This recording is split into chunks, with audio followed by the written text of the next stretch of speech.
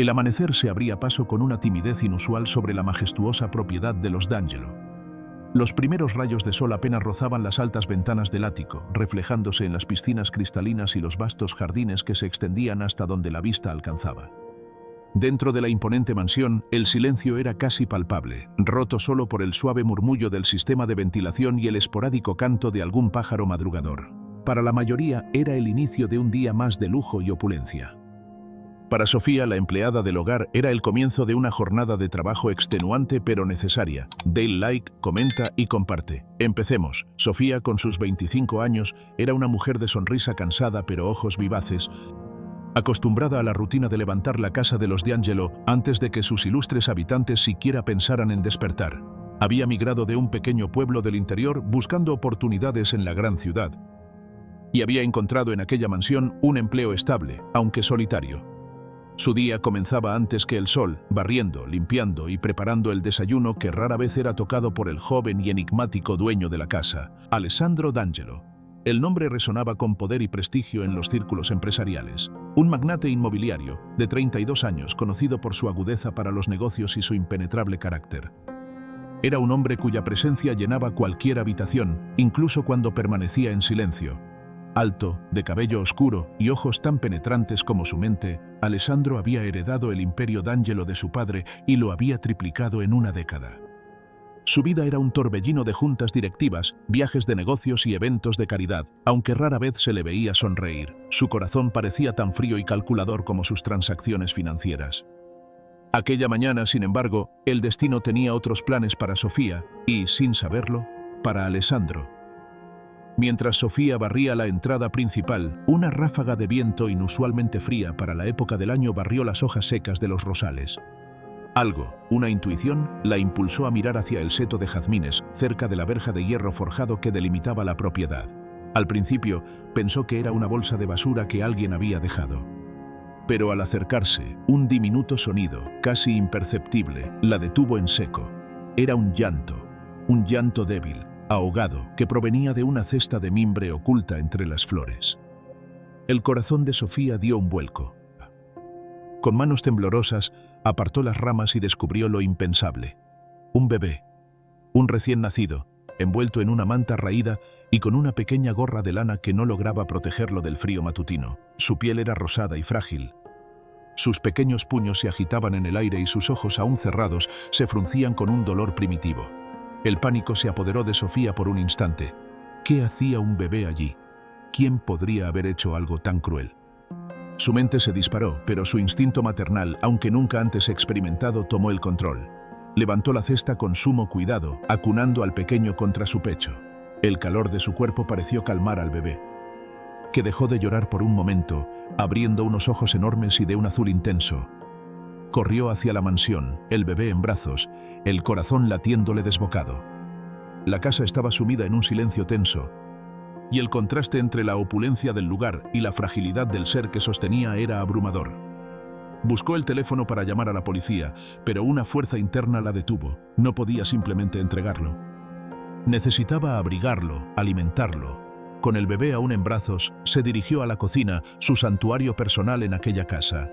Encendió la estufa para calentar agua y preparó una improvisada mamadera con leche en polvo que encontró en el fondo de un armario, destinada a alguna visita ocasional. Mientras el pequeño sorbía con avidez, Sofía tuvo tiempo de observar sus facciones. Eran delicadas, pero había algo familiar en la forma de su nariz, en el contorno de su pequeña boca. Y esos ojos eran idénticos a los de Alessandro. La idea le heló la sangre. No, era imposible. Alessandro no tenía hijos, ni se le conocía relación estable. De repente la voz grave de Alessandro la sacó de sus pensamientos. «Sofía, ¿qué es ese ruido?» Ella se giró, sobresaltada, el bebé aún en sus brazos. Alessandro estaba de pie en la puerta de la cocina, vestido con su pijama de seda y el ceño fruncido, su mirada gélida escudriñando la escena. Sus ojos, antes llenos de irritación por la interrupción de su tranquilidad matutina, se abrieron ligeramente al ver al bulto que Sofía sostenía. «Señor D'Angelo, yo lo encontré», balbuceó Sofía, sintiendo el pánico crecer en su pecho. «Lo encontré en el jardín, señor. Es un bebé».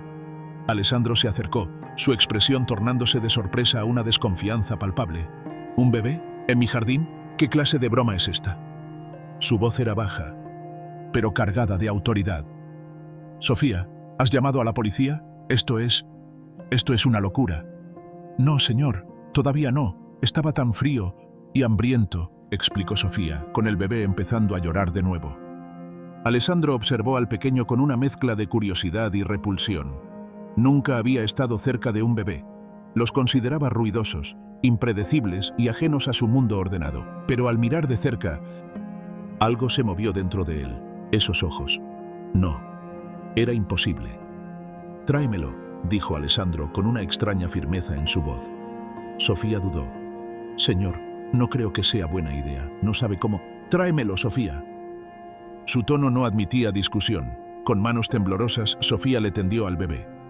Alessandro lo tomó con una torpeza sorprendente, sintiendo el pequeño cuerpo en sus brazos. El bebé, al percibir un nuevo contacto, dejó de llorar y abrió sus ojos. Y en ese instante, Alessandro sintió como si un rayo lo hubiera partido en dos. Esos ojos eran sus ojos, idénticos a los suyos, pero más grandes, más inocentes.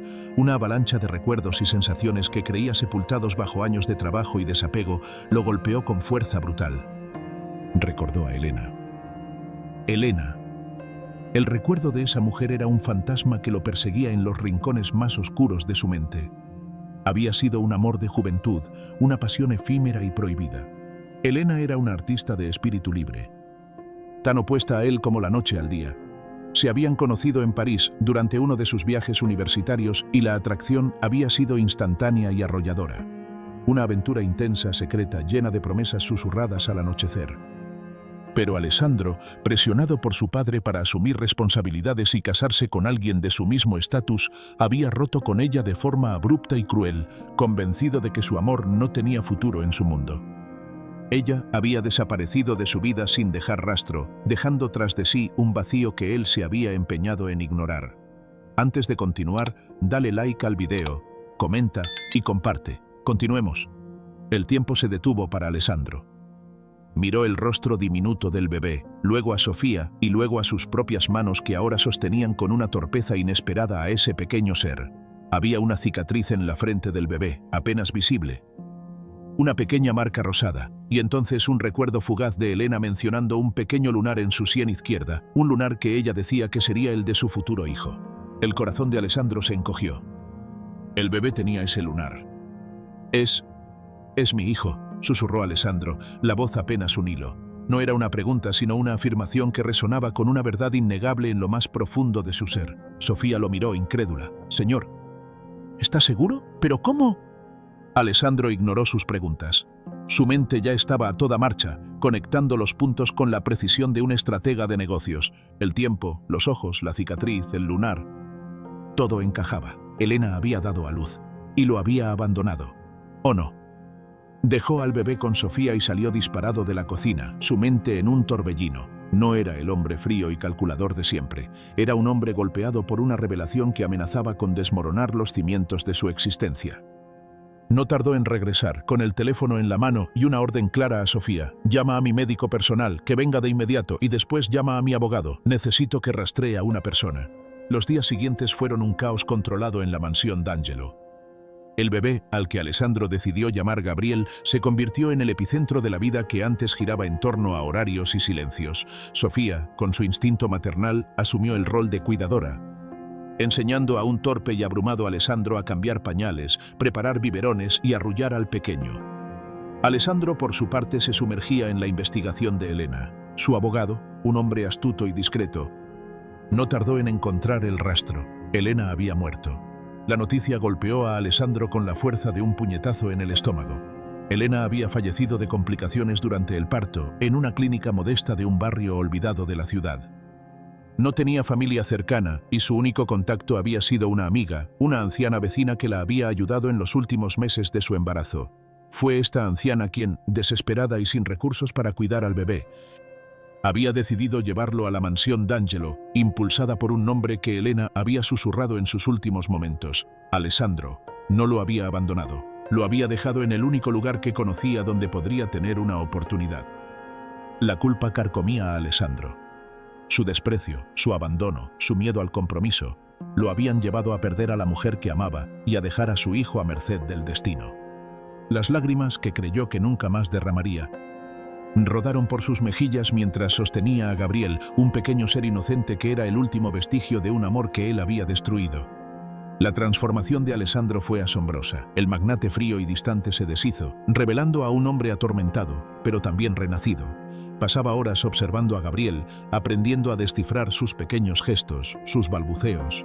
Sofía, testigo de esta metamorfosis, se convirtió en su confidente, en su guía silenciosa en este nuevo y desconocido territorio de la paternidad. Ella le enseñó la paciencia, la ternura. Le mostró cómo el amor, en su forma más pura, podía derretir hasta el corazón más helado. La noticia de la paternidad de Alessandro D'Angelo se filtró en los tabloides, causando un revuelo mediático sin precedentes. El hombre que todos creían intocable, el soltero de oro más codiciado, era padre de un bebé misterioso. Pero a Alessandro ya no le importaba la opinión pública. Su mundo se había reducido a Gabriel. Los meses pasaron. Gabriel creció, aprendiendo a gatear, luego a dar sus primeros pasos tambaleantes. La mansión, antes un monumento al silencio, ahora resonaba con risas infantiles y el suave balbuceo del bebé.